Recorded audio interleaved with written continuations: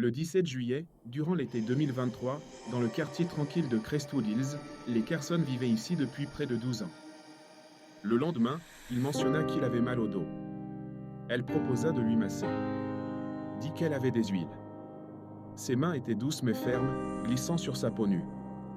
Sa femme, Sienna, avait 42 ans et était connue pour sa flexibilité, tant dans le yoga que dans son charme. Elle donnait des cours le matin, buvait religieusement du jus vert, et avait ce genre de peau allée qui faisait oublier aux gens qu'elle avait une fille adulte à l'université. Mais ces derniers temps, son éclat n'était que de surface. Derrière ses poses soigneusement pratiquées et son rire serein se cachait une faim inquiète qu'elle ne pouvait nommer.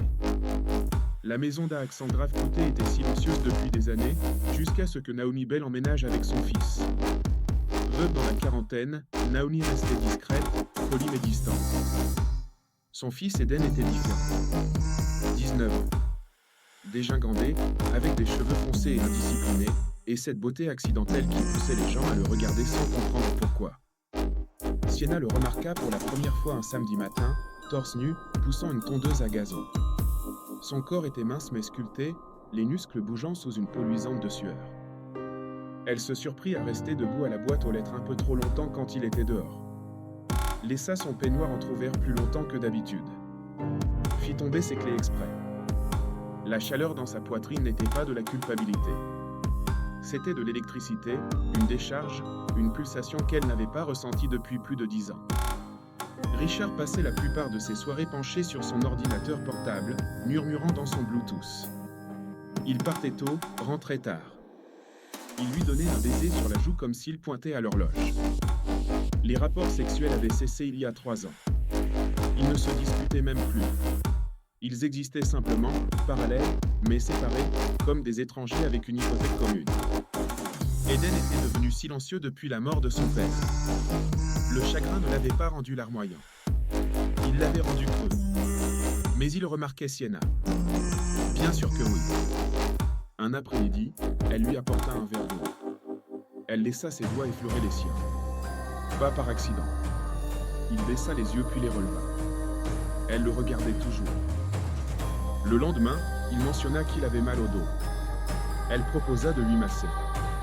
Dit qu'elle avait des huiles. Ses mains étaient douces mais fermes, glissant sur sa peau nue. Quand il se tourna pour la regarder, son peignoir glissa de son épaule. Elle ne le remit pas en place. Ils commencèrent à s'envoyer des messages. D'abord sur rien, puis sur tout. Puis vint le vin.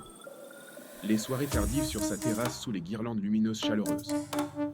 Elle lui demanda s'il la trouvait belle. Il dit oui. Elle redemanda, plus près. Cette fois, il ne répondit pas avec des mots. Il se contenta de regarder sa bouche. La première fois que cela arriva, le soleil était haut et brûlant. Richard était absent. Sienna invita Eden sous le prétexte de l'aider. Quand il arriva, elle était déjà dans l'eau.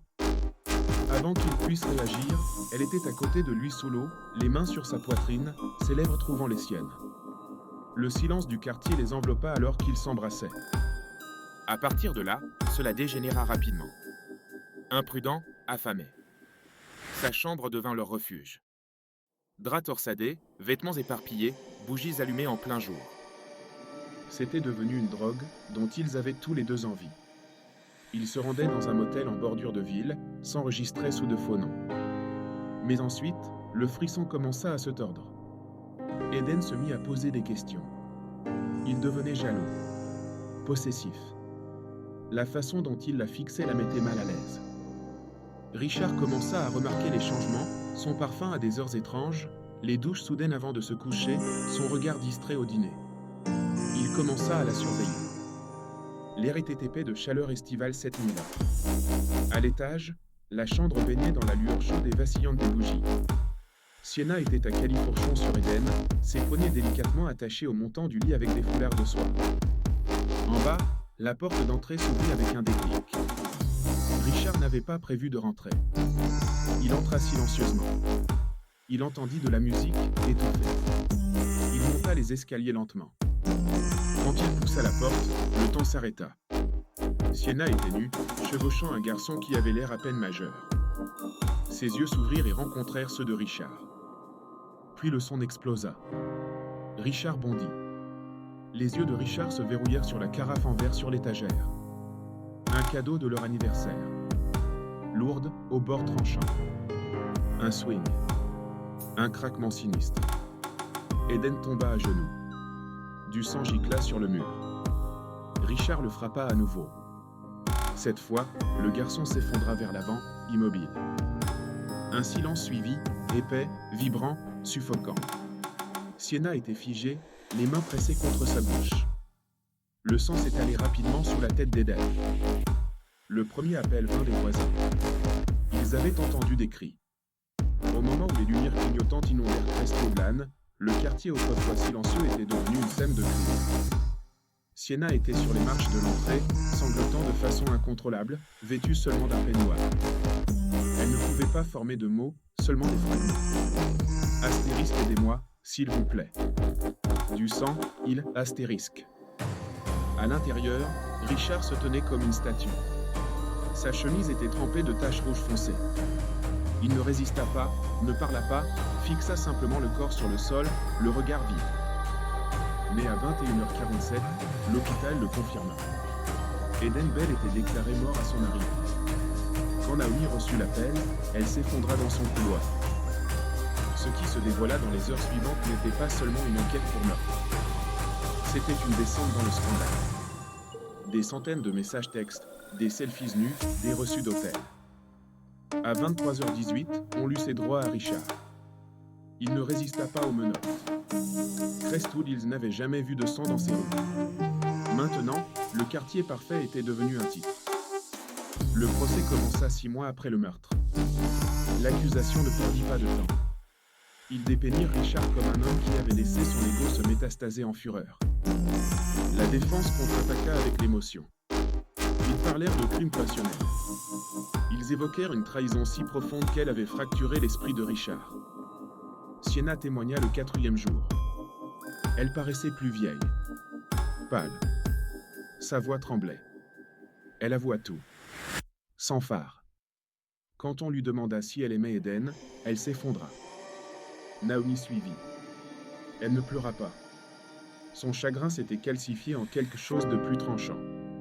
Elle parla de son garçon et comment cette confiance avait été violée, brisée et noyée dans le sang. Le verdict tomba après 8 heures de délibération. Coupable de meurtre au 2e degré. Le juge prononça la sentence, 18 ans de prison. Le marteau s'abattit comme un couvercle de cercueil. Sienna ne retourna pas dans la maison après le procès. En quelques semaines, des camions de déménagement vinrent et repartirent. Personne ne savait avec certitude où elle était partie. Naomi resta, mais elle ne fut plus jamais la même. Certains jours, on pouvait la voir assise sur le porche, fixant la maison Carson avec une expression entre le chagrin et la fureur.